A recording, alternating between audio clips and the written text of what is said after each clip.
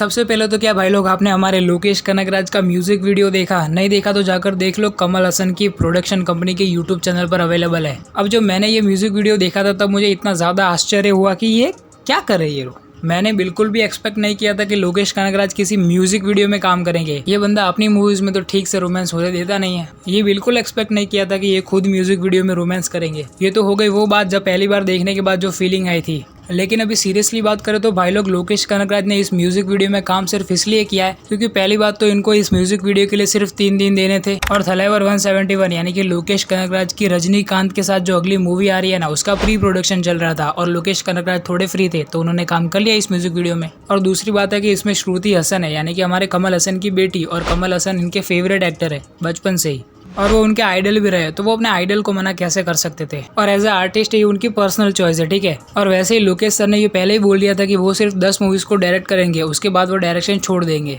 अब भाई ये सुन के दुख तो हुआ था, लेकिन कुछ डायरेक्टर होते हैं ना ऐसे जो कि सिर्फ कुछ हद तक ही एंटरटेन करते हैं। मेरा मतलब है कि वो अपनी मूवीज से लोगों को बोर नहीं करना चाहते और लोकेश कनगराज उन्हीं डायरेक्टर्स में से एक है। और भाई लोग ये इंडियन सिनेमा में बहुत ही बड़ा चेंज आ रहा है कि अब लोग डायरेक्टर्स को भी जान रहे हैं, उनको भी अहमियत दी जा रही है जितना कि पहले एक्टर्स को दी जाती थी। अब इंडियन पॉप कल्चर में ये तो काफी नॉर्मल सी बात हो गई है कि किसी डायरेक्टर के नाम पे मूवी को मार्केटिंग किया जाए। सबसे बड़ा एग्जाम्पल है राजा मौली सर, और उसके बाद संदीप रेड्डी वांगा, एस शंकर, और अभी के टाइम में तमिल सिनेमा में लोकेश कनगराज और नेल्सन दिलीप कुमार जैसे यंग डायरेक्टर्स को भी काफी ज्यादा पहचान मिल रही है। और जवान वाले एडली को कैसे भूल सकते हैं, जिन्होंने कि तमिल इंडस्ट्री में थलापति विजय के साथ हैट्रिक यानी कि लगातार 3 सुपरहिट मूवीज दी है। सर नेक्स्ट உங்களுக்கு எப்போ கல்யாணம் சார்? नेक्स्ट எப்போ கல்யாணம்? नो पर्सनल क्वेश्चंस मा। लेकिन चलो भाई लोग फिर से आ जाते हैं लोकेश कनगराज पर और उनके यूनिवर्स यानी कि LCU Lokesh Kanagaraj cinematic universe पर। डायरेक्टर लोकेश कनगराज के LCU यूनिवर्स की लास्ट मूवी जो रिलीज हुई थी वो थी थलापति विजय सर के साथ उनकी लियो, और जिसने कि वर्ल्ड वाइड बॉक्स ऑफिस पर तकरीबन 600 करोड़ से भी ज्यादा का कलेक्शन किया था। और उसके बाद से लोकेश कनगराज सर ने उनकी LCU यूनिवर्स की अगली किसी भी मूवी की शूटिंग चालू नहीं की है। और LCU की अगली किसी मूवी की शूटिंग कब तक चालू होगी वो मैं आपको आगे वीडियो में बताऊंगा, इसलिए बने रहना इस वीडियो के एंड तक।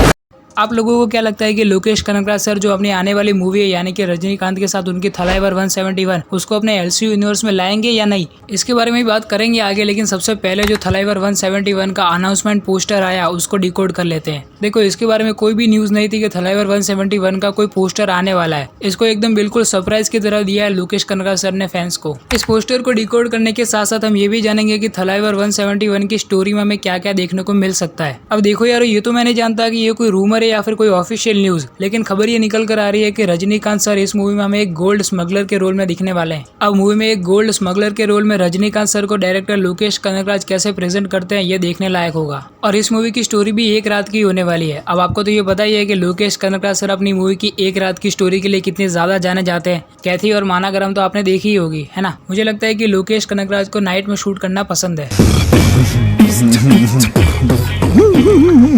ये मूवी लोकेश सर की पिछली मूवीज की तरह ही एक एक्शन मूवी होने वाली है और ये एक एक्सपेरिमेंटल मूवी भी होने वाली है, ये भी कहा गया है। अब देखते हैं कि लोकेश सर इस मूवी में कौन सा एक्सपेरिमेंट करते हैं, ठीक है। तो जैसा कि मैंने आप लोगों को आगे वीडियो में बताया था कि थलाइवर 171 में हमें रजनीकांत एक गोल्ड स्मगलर के रोल में नजर आने वाला है। मतलब कि थलाइवर 171 इस मूवी में गोल्ड का एक इंपॉर्टेंट रोल होने वाला है, इसलिए हमें इस पोस्टर में भी काफी गोल्ड देखने को मिला है। जैसा कि सबसे पहले तो हमें इसका जो टाइटल है थलाइवर 171 उसमें हमें थलाइवर एकदम गोल्ड में देखने को मिलता है। अब यहाँ पर ये येलो कलर गोल्ड को रिप्रेजेंट कर रहा था और उसके ऊपर जो रेड कलर में 171 लिखा हुआ है वो शायद इस मूवी के वॉयलेंस को शो करने के लिए था। ये चीज ये शो करती है कि इस मूवी में हमें काफी ज्यादा ब्लडी वॉयलेंस देखने को मिलने वाला है। मैं पर्सनली चाहता हूँ कि लोकेश कनगराज सर इस मूवी को A रेटिंग के साथ बनाए, क्योंकि रजनीकांत सर का एकदम ब्लडी वॉयलेंस अवतार तो हमने जेलर में एक बार देख ही लिया है और दूसरी बार देखने की मेरी तमन्ना तो है। आपकी है या नहीं मुझे कमेंट्स में लिख के बताओ। हमें और भी जगह इस पोस्टर में गोल्ड देखने को मिलता है, जैसा कि इन्होंने जो चश्मा पहना है उसमें भी हमें गोल्ड की प्लेटिंग देखने को मिलती है और इनके हाथ में जो हथकड़ी बंदी है वो भी एकदम गोल्ड की लगती है, गोल्ड वॉच।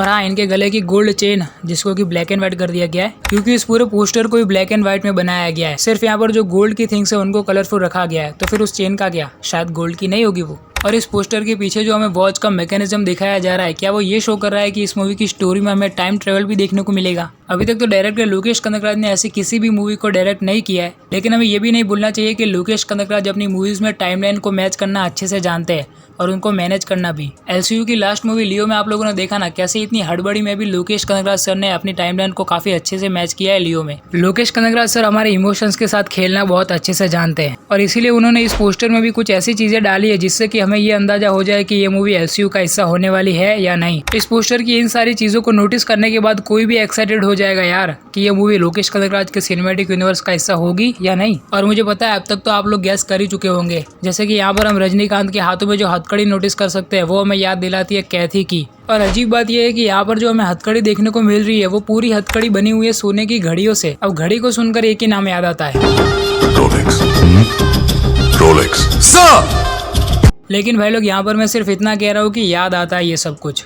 अब ये लोकेश कनगराज का कोई स्टाइल भी हो सकता है अपनी मूवी को ज़्यादा प्रमोट करने का, या फिर लोकेश कनगराज सच में इस मूवी को एलसीयू में लाने वाले हैं।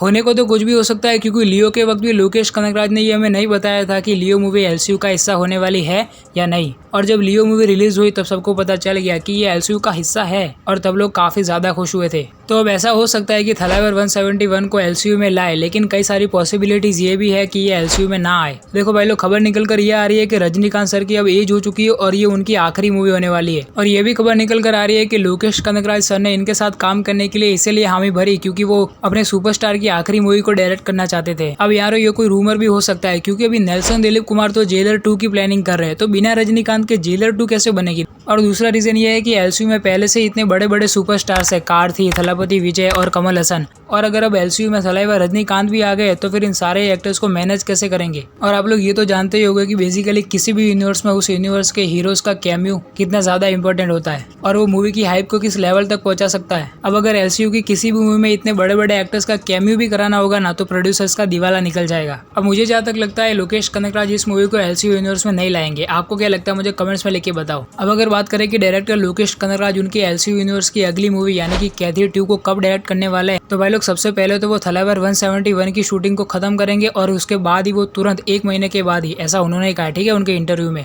थलाइवर 171 की शूटिंग खत्म होते ही तुरंत 1 महीने के बाद वो कैथी 2 की शूटिंग स्टार्ट कर देंगे, क्योंकि कैथी 2 की स्क्रिप्टिंग पूरी तरीके से कंप्लीट हो चुकी है। लेकिन अभी थलाइवर 171 की शूटिंग तो अभी स्टार्ट भी नहीं हुई है, अभी तक उसका प्री प्रोडक्शन ही चल रहा है। और उसके बाद इस साल यानी कि 2024 के मिड में कहीं जाकर थलाइवर 171 की शूटिंग स्टार्ट होगी और कहीं जाकर 2025 में ये मूवी रिलीज होगी। तो अब कैथी 2 की शूटिंग स्टार्ट होगी 2025 के एंड में या फिर सीधा 2026 में। बहुत ज्यादा वेट करना पड़ेगा यार कैथी 2 के लिए। कोई नहीं, चलो कर लेंगे वेट। लेकिन अब लोकेश कनगराज सर की जो पिछली मूवीज आई थी उनकी तरह ही थलाइवर 171 का टाइटल टीजर आने वाला है 22 अप्रैल को। तो आप लोगों को क्या लगता है कि थलाइवर 171 का टाइटल टीजर भी बिल्कुल उसी स्टाइल में होगा जैसा कि लोकेश कनगराज सर की पिछली मूवीज विक्रम और लियो का था? आप लोग अपना ओपिनियन मुझे कमेंट्स में लिख के बताओ। और अगर आपको वीडियो पसंद आया तो लाइक मार देना इस वीडियो को। मैं मिलूंगा आपसे किसी और अगले इंटरेस्टिंग वीडियो में, तब तक के लिए बाय।